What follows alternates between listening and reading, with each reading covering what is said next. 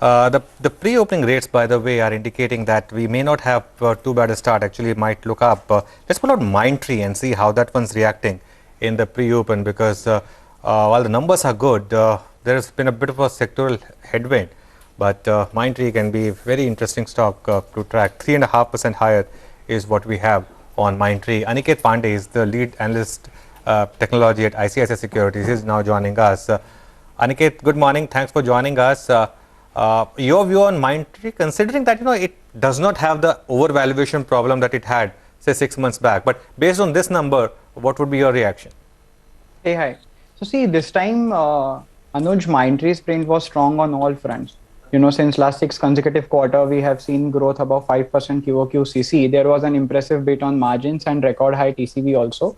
And we have seen continued pace of hiring for Mindtree. In fact, the hiring was quite better as compared to its peers and also as compared to couple of large cap guys. Okay. So I think if I look at Mindtree, I believe that Mindtree EPS would be quite resilient for FY23. Okay. So my sense is that INR weakness will be an upside risk to EPS, while continued macro weakness might poses a downside risk to valuation and also to revenue momentum ahead. Okay. All right. Hi, morning, Aniket. Good to have you on the show after a while. Aniket, is there any read-through though? This is the first mid-cap IT that came out, and good to see there's a pleasant surprise after a couple of large boys, disappointed. So any kind of read-through would you see for any of the other listed companies? I know the largest, part of their business did well for Mindtree, but what about the read-through? So basically, Nigel, Mindtree has a seasonality of top client for first 2 quarters of the year actually. Okay. So if you look at revenue growth, it's quite in line. The surprise came on margin front actually. Okay. And the surprise in margin front also came due to it since last 6 quarter, Mindtree was focusing quite aggressively on pyramid optimization. So if you look at margins this time, the majority of the tailwind has been come from employee cost coming down actually. Okay. So I think according to me, we continue to prefer Persistent, Coforge in midcap actually. I believe that going forward, Persistent and Coforge also will deliver strong set of results. Okay. All right. Aniket, you still have a hold rating on Mindtree, and in your note itself, you have mentioned that for numerous quarters, it's been growing at a decent rate, the mid-single digit odd. What will make you change your mind? I mean, and also if you could give us a rough sensitivity analysis on the rupee move, we're headed towards 80. You said that could be an upside risk for the EPS. You want to give us a sensitivity analysis there? Yeah, so on your first question on why the rating is hold actually. So Nigel, this time if you, Microsoft has cut their jobs after 5 years actually. Okay, so the job cutting is quite less at around 1% of their total employees. Last time it was done in FY17. Okay, and in FY18 we have seen a bit of moderation happening in Mindtree's top client vertical. Okay, so my sense is that going forward from here on, couple of quarters will continue to remain strong. Okay, but still there are concerns on macro actually. We are seeing weakness coming into multiple sectors, starting with BFSI, retail. There is yet to be weakness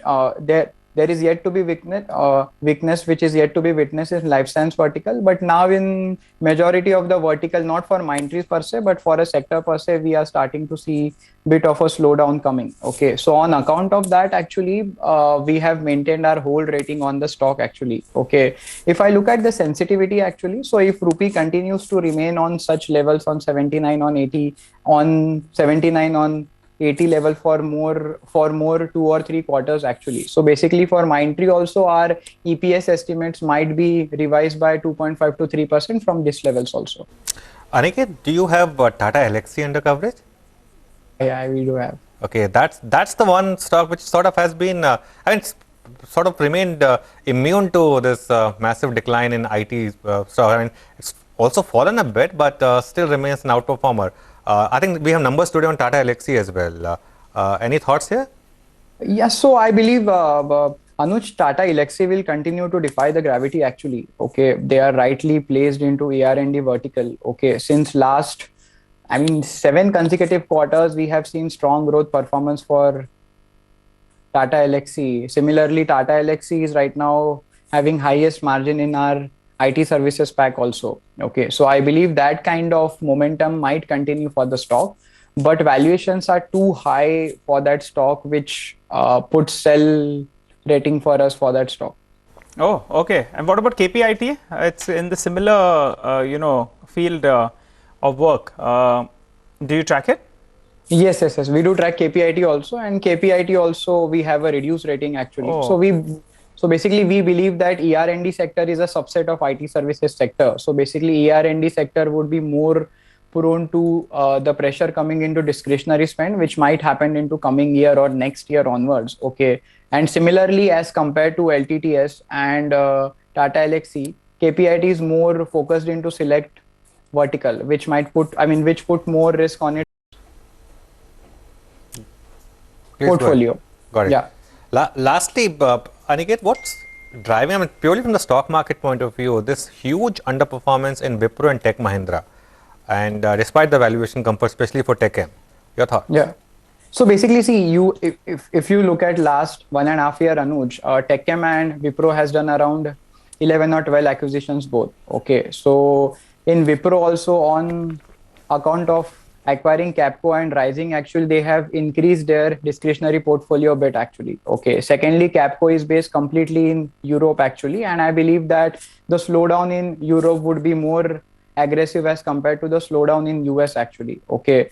So I think retention cost, wage hikes would be a bit higher as compared to peers when I look at Wipro. Secondly, if I look at Tech M also, Tech M has a bit higher discretionary portfolio as compared to its peers. Okay.